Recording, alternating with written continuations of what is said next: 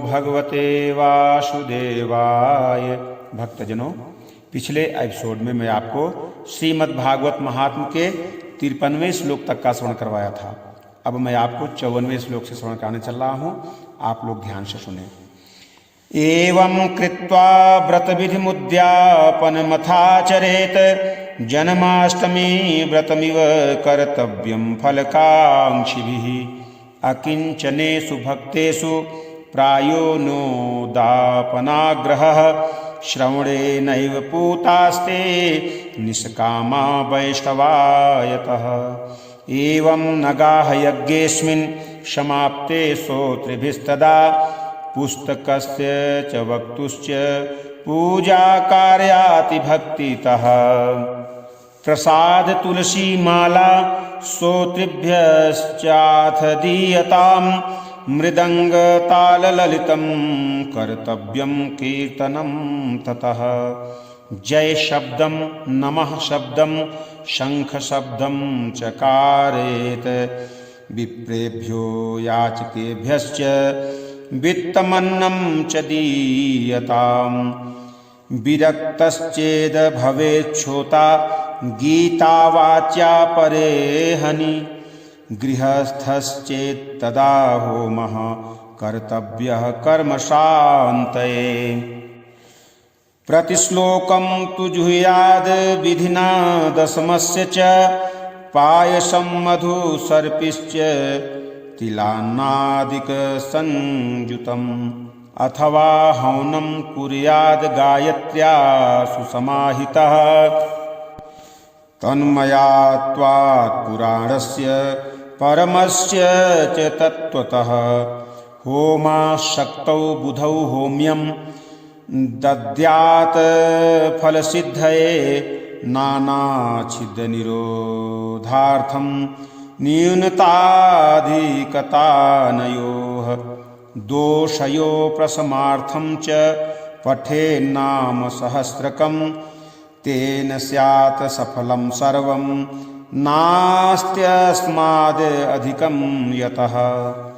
12 ब्राह्मणान् पश्चाद् भयो जयेन मधुपायसैः दद्यात् सुवर्णं धेनुं च व्रतपूर्णत्वहेतवे। शक्तौ फलत्रयमितं स्वर्णसिंहं विधाय च तत्रास्य पुस्तकं स्थाप्यं लिखितं ललिताक्षरं सम्पूज्या वाहनाद्यैस्तदुपचारैः सदक्षिणं वस्त्र आभूषण गन्धाद्यैः पूजिताय यतात्मने। इस प्रकार इस विधि की विधियों का पालन करके फिर उद्यापन करें। जिन्हें इसके विशेष फल की इच्छा हो वे जन्माष्टमी व्रत के समान ही इस कथावत का उद्यापन करें, किंतु जो भगवान के अकिंचन भक्त हैं उनके लिए उद्यापन का कोई आग्रह नहीं है। वे श्रवण से ही पवित्र हैं, क्योंकि वे तो निष्काम भगवत भक्त हैं। इस प्रकार जब सप्ताह यज्ञ समाप्त हो जाए तब श्रोताओं को अत्यंत भक्तिपूर्वक पुस्तक और वक्ता की पूजा करनी चाहिए। फिर वक्ता श्रोताओं को प्रसाद, तुलसी और प्रसादी मालाएं दे तथा सब लोग मृदंग और झांझ की मनोहर ध्वन से सुंदर कीर्तन करें। जय जयकार, नमस्कार और शंखध्वन का घोष कराएं तथा ब्राह्मण और याचकों को धन और अन्न दें। श्रोता विरक्त हो तो कर्म की शांति के लिए दूसरे दिन गीता पाठ करें। गृहस्थ हो तो हवन करें।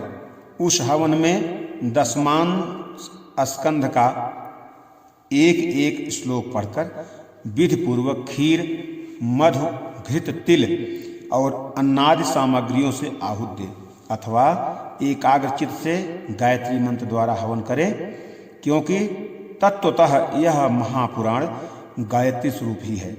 होम करने की शक्ति ना हो तो उसका फल प्राप्त करने के लिए ब्राह्मणों को हवन सामग्री दान करें तथा नाना प्रकार की त्रुटियों को दूर करने के लिए और विधि में फिर जो न्यूनताधिकता रह गई हो उसके दोषों की शांति के लिए विष्णु सहस्त्र नाम का पाठ करें। उससे सभी कर्म सफल हो जाते हैं, क्योंकि कोई भी कर्म इससे बढ़कर नहीं है। फिर 12 ब्राह्मणों को खीर और मधु आदि उत्तम उत्तम पदार्थ खिलाएं तथा व्रत की पूर्ति के लिए गौ और सुवर्ण का दान करें। सामर्थ्य हो तो 3 तोले सोने का एक सिंहासन बनवाएं, उस पर सुंदर अक्षरों में लिखी हुई श्रीमद् भागवत की पोथी रखकर उसकी आवाहनादि विविध उपचारों से पूजा करें और फिर जितेंद्रीय आचार्य को उसका वस्त्र आभूषण एवं गंधादि से पूजन कर दक्षिणा के सहित समर्पण कर दें। आचार्याय सुधीर दत्वा मुक्तः स्याद् भवबन्धनैः एवं कृते विधाने च सर्वपाप निवारणे। आचार्याय सुधीर दत्वा मुक्तः स्याद् भवबन्धनैः एवं कृते विधाने च सर्वपाप निवारणे। फलदं स्यात् पुराणं च तु श्रीमद्भागवतं शुभं धर्म कामार्थ मोक्षाणां साधनं स्यान्न संशयः। यूं करने से वह बुद्धिमान दाता जन्म मरण के बंधनों से मुक्त हो जाता है। यह सप्ताह पारायण की विधि सब पापों की निवृत्ति करने वाली है। इसका इस प्रकार ठीक ठीक पालन करने से यह मंगलमय भागवत पुराण अभीष्ट फल प्रदान करता है तथा अर्थ, धर्म, काम और मोक्ष चारों की प्राप्ति का साधन हो जाता है, इसमें संदेह नहीं है। कुमारावुचुः इति ते कथितं सर्वं किं भूयः श्रोतुमिच्छसि श्रीमद्भागवते नैव भुक्ति मुक्ति करे स्थिते। शनकादि कहते हैं, नारद जी, इस प्रकार तुम्हें यह सप्ताह श्रवण की विधि हमने पूरी सुना दी। अब और क्या सुनना चाहते हैं? इस श्रीमद् भागवत से भोग और मोक्ष दोनों ही हाथ लग जाते हैं। सूत उवाच इत युक्त्वा ते महात्मानः प्रोचुर्भागवतीं कथां सर्वपापहरां पुण्यां भुक्तिमुक्तिप्रदायनीं।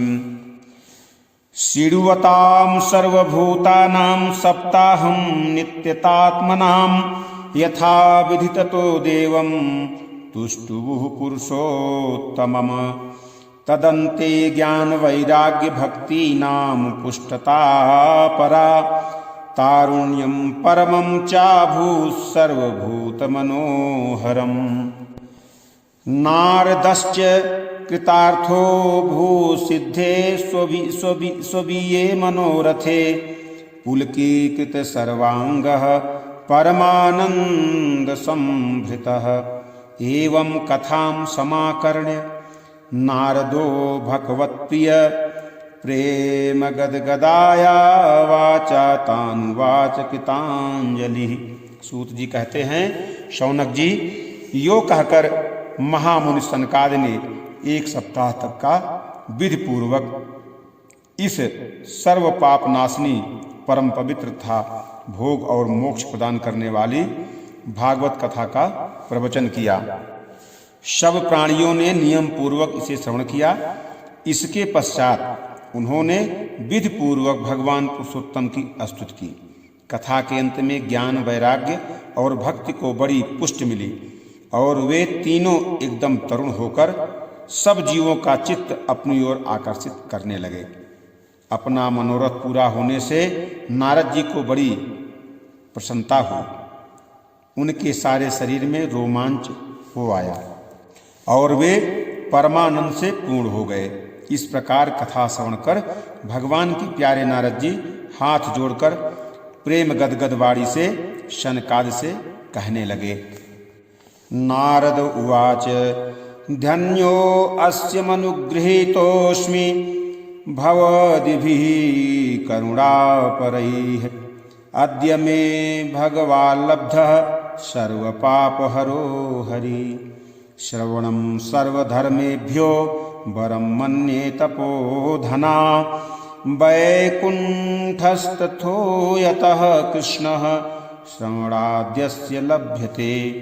नारद जी ने कहा, मैं धन्य हूँ, आप लोगों ने करुणा करके मुझे बड़ा ही अनुग्रहित किया है।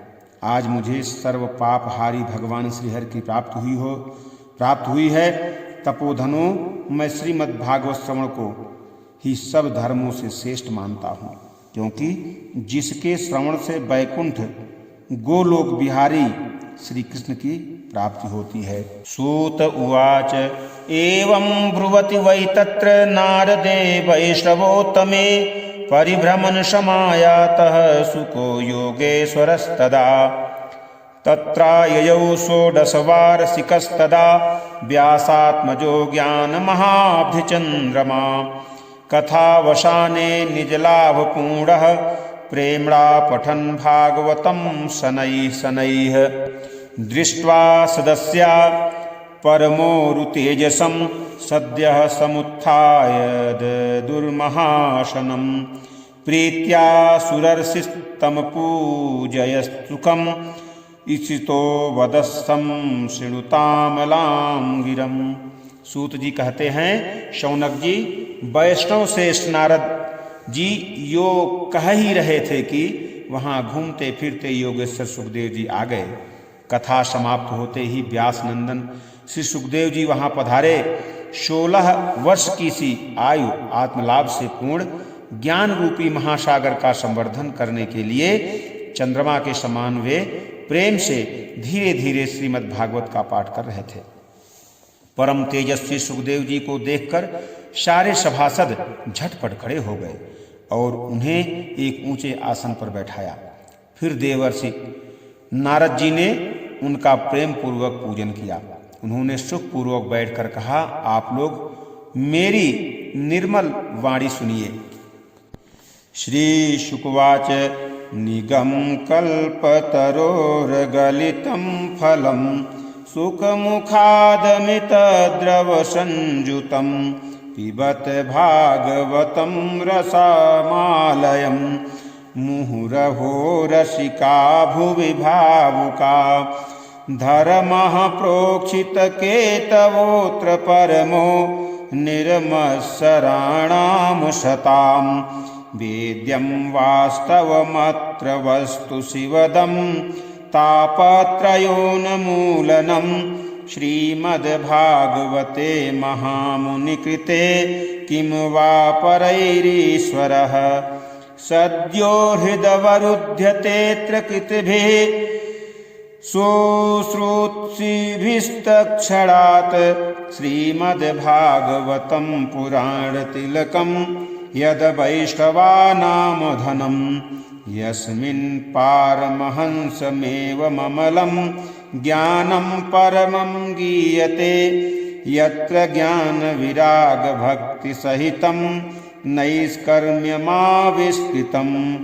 तच्छृणुन् प्रवठन् विचारण परो भक्त्या विमुच्ये नरः। स्वर्गे सत्ये च कैलासे वैकुण्ठे नश्यत्यं रसः।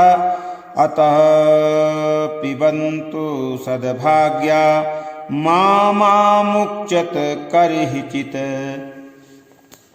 श्री सुखदेव जी बोले, रसिक एवं भावुक जन, यह श्रीमद् भागवत वेद रूप कल्प वृक्ष का परिपक्व फल है। श्री सुखदेव रूप सुख के मुख का संयोग होने से अमृत रस से परिपूर्ण है। यह रस ही रस है, इसमें न छिलका है न गुठली। यह इसी लोक में सुलभ है। जब तक शरीर में चेतना रहे तब तक आप लोग बार बार इसका पान करें। महामुनि व्यास देव ने श्रीमद् भागवत महापुराण की रचना की है। इसमें निष्कपट निष्काम परम धर्म का निरूपण है। इसमें सुधांतःकरण सत्पुरुषों के जानने योग्य कल्याणकारी वास्तविक वस्तु का वर्णन है, जिससे तीनों तापों की शांति होती है। इसका आश्रय लेने पर दूसरे शास्त्र अथवा साधन की आवश्यकता नहीं रहती। जब कभी पुण्यात्मा पुरुष इसके श्रवण की इच्छा करते हैं तभी ईश्वर अविलंब उनके हृदय में अवरुद्ध हो जाता है। यह भागवत पुराणों का तिलक और वैष्णवों का धन है। इसमें परमहंसों के प्राप्य विशुद्ध ज्ञान का ही वर्णन किया गया है तथा ज्ञान वैराग्य और भक्त के सहित निवृत्ति मार्ग को प्रकाशित किया गया है। जो पुरुष भक्ति पूर्वक इसके श्रवण पठन और मनन में तत्पर रहता है वह मुक्त हो जाता है। यह रस स्वर्गलोक, सत्यलोक, कैलाश और वैकुंठ में भी नहीं है। इसलिए भाग्यवान श्रोताओं, तुम इसका खूब पान करो, इसे कभी मत छोड़ो, कभी मत छोड़ो। सूत उवाच एवं ब्रुवाणे शतिबदरायणौ मध्ये सभायां हरिराविरासीत् प्रह्लाद बलि ऊधव फाल्गुनादिभिर्वितः सुदर्शिस्तम पूजयत्यतान् दृष्ट्वा प्रसन्नं महदासने हरिं ते चकिरे कीर्तनं ग्रतस्तदा भवो भवान्या कमलासनस्तु तत्रागमत्कीर्तनदर्शनाय प्रह्लादस्तालधारी तरलगतितया च ऊधवः कांस्यधारी वीणाधारी सुदर्शिस्वरकुशलतया रागकर्तार्जुनोऽभूत् इन्द्रो वादीन्मृदङ्गं जय जय सुकाराः कीर्तने ते कुमारा यत्ताग्रे भावभक्ता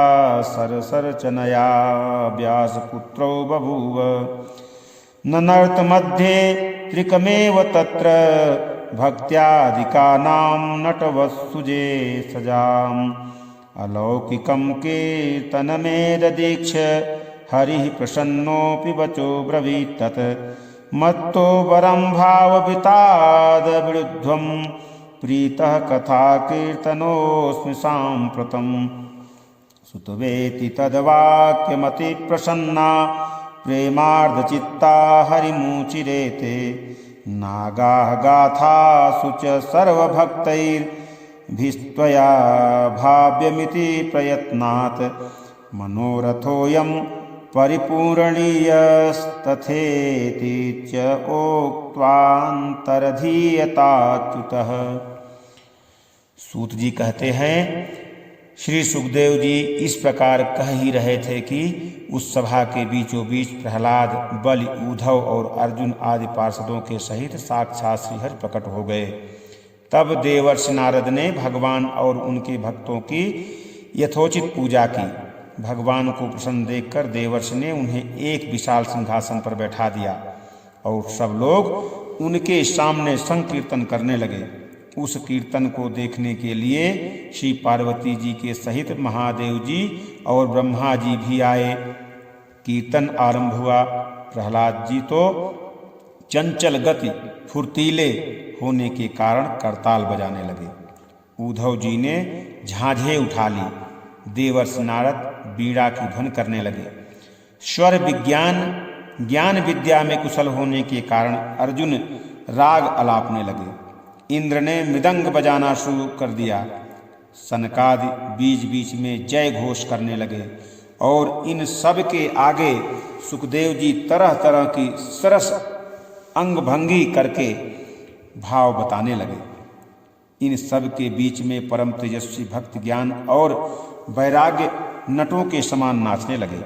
ऐसा अलौकिक कीर्तन देखकर भगवान प्रसन्न हो गए और इस प्रकार कहने लगे, मैं तुम्हारी इस कथा और कीर्तन से बहुत प्रसन्न हूँ।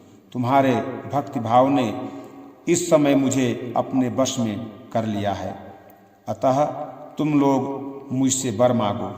भगवान के ये वचन सुनकर सब लोग बड़े प्रसन्न हुए और प्रेमार्ध चित्त से भगवान से कहने लगे, भगवान, हमारी यह अभिलाषा है कि भविष्य में जहाँ कहीं सप्ताह कथा हो वहाँ आप इन पार्षदों के सहित अवश्य पधारें।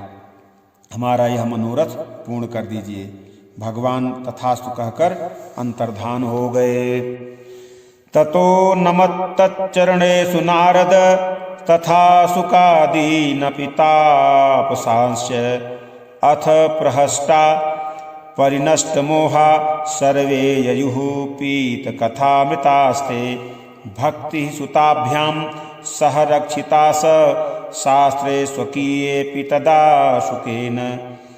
अतो हरिर्भार्गवतस्य सेवनात् चित्तं समायाति हि वैष्णवानां दारिद्र्यदुःखज्वरदाहितानां मायापिशाची परिमर्दितानां संसारसिन्धौ परिपातितानां क्षेमाय वै भागवतं प्रगर्जति।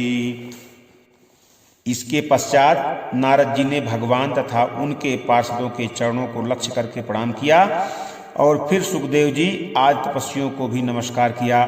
कथामृत का पान करने से सब लोगों को बड़ा ही आनंद आया, उनका सारा मोह नष्ट हो गया। फिर वे सब लोग अपने अपने स्थानों को चले गए। उस समय सुखदेव जी ने भक्त को उसके पुत्रों सहित अपने शास्त्र में स्थापित कर दिया। इसी से भागवत का सेवन करने से श्री हरि वैष्णवों के हृदय में आविराजते हैं। जो लोग दरिद्रता के दुख ज्वर की ज्वाला से दग्ध हो रहे हैं, जिन्हें माया पिशाची ने रौद डाला है, तथा जो संसार समुद्र में डूब रहे हैं, उनका कल्याण करने के लिए श्रीमद् भागवत सिंहनाद कर रहा है। शौनक उवाच सुकेनोक्तं कदा राज्ञे गोकर्णेन कदा पुनः सुरर्षये कदा ब्रह्मोक्षन्ति में संशयं तिमम। शौनक जी ने पूछा, सूत जी, शुकदेव जी ने राजा परीक्षित को, गोकर्ण ने धुंधकारी को और शनकादि ने नारद जी को किस किस समय यह ग्रंथ सुनाया था, मेरा यह संशय दूर कीजिए। सूत उवाच आकृष्ण निर्गम मातृन सद वर्षाधिक गते कलौ नवमीतो नभस्ये च कथारंभं सुको करोत् परीक्षित क्षण वर्णान्ते च कलौ वर्ष शतद्वये शुद्धे शुचौ नवम्यां च धेनुजो कथ्य कथाम् तस्मादपि कलौ प्राप्ते 30 वर्षगते सति उचुरुर्जे सिते पक्षे नवम्यां ब्राह्मणः सुताः इत्येतत्ते समाख्यातं यत् पृष्टोऽहं त्वया नद कलौ भागवती वार्ता भवरोगविनाशनी कृष्णप्रियं सकलकल्मषनाशनं च मुक्तेकहेतुमिह भक्तिविलासकारी सन्तः कथानकमिदं विपतदरेण लोके हि तीर्थपरिशीलन सेवया किम्। सूत जी ने कहा, भगवान श्री कृष्ण के स्वधागमन के बाद कलयुग के 30 वर्ष से कुछ अधिक बीत जाने पर भाद्रपद मास की शुक्ला नवमी को सुखदेव जी ने कथा आरंभ की थी। राजा परीक्षित के कथा सुनने के बाद कलयुग के 200 वर्ष बीत जाने पर आषाढ़ मास की शुक्ला नवमी को गोकर्ण ने यह कथा सुनाई थी। इसके पीछे कलयुग के 30 वर्ष और निकल जाने पर कार्तिक शुक्ला नवमी से सनकादि ने कथा आरंभ की थी। निष्पाप शौनक जी, आपने जो कुछ पूछा था उसका उत्तर मैंने आपको दे दिया। इस कलयुग में भागवत की कथा भवरोग की रामबाण औषध है। संतजन, आप लोग आदर पूर्वक इस कथामृत का पान कीजिए। यह श्री कृष्ण को अत्यंत प्रिय है, संपूर्ण पापों का नाश करने वाला, मुक्ति का एकमात्र कारण और भक्त को बढ़ाने वाला, लोक में अन्य कल्याणकारी साधनों का विचार करने और तीर्थों का सेवन करने से क्या होगा। स्वपुरुषमपि वीक्ष पाशहस्तं वदति यमः किल तस्य कर्णमूले परिहर भगवत् कथा सुमत्तान् प्रभुरहमन्य निराम्न वैष्णवानां असारे संसारे विषय विसंगा कुलधियः क्षणार्धं क्षेमार्थं पिबत सुखगाथा तुलसुधां किमर्थं व्यर्थं भो व्रजत कुपथे कुत्सित कथे परीक्षित साक्षी अक्षर गत मुक्त्य युक्ति कथने रस प्रवाह संस्थेन श्रीसुके नेरिता कथा कंठे संबध्यतेन स वैकुंठ प्रभुर्भवेत् इति च परम गुह्यं सर्वसिद्धांत सिद्धं सपदि निगदितं ते शास्त्रपुंज विलोक्य जगति सुख कथा तो निर्मलं नास्ति किंचित पिब पर सुख हेतोर्द्वादश स्कंध सारम् एतां यो नियततया षिडोति भक्त्या यश्चैनां कथयति शुद्ध वैष्णवाग्रे तौ सम्यग् विधि करणात् फलं लभेते यथार्थ्यान्न हि भुवने किमप्यसाध्यम्। अपने दूतों को हाथ में पास लेकर देखकर यमराज उसके कान में कहते हैं, देखो जो भगवान की कथा वार्ता में मत्त हो रहे हो उनसे दूर रहना। मैं औरों को ही दंड देने की शक्ति रखता हूँ, वैष्णवों को नहीं। इस संसार आसार में विषय रूप विष की आसक्ति के कारण व्याकुल बुद्धि वाले पुरुषों अपने कल्याण के उद्देश्य से आधे क्षण के लिए भी इस सुख कथा रूप अनुपम सुधा का पान करो। प्यारे भाइयों, निंदित कथाओं से युक्त कुपथ में व्यर्थ ही क्यों भटक रहे हो।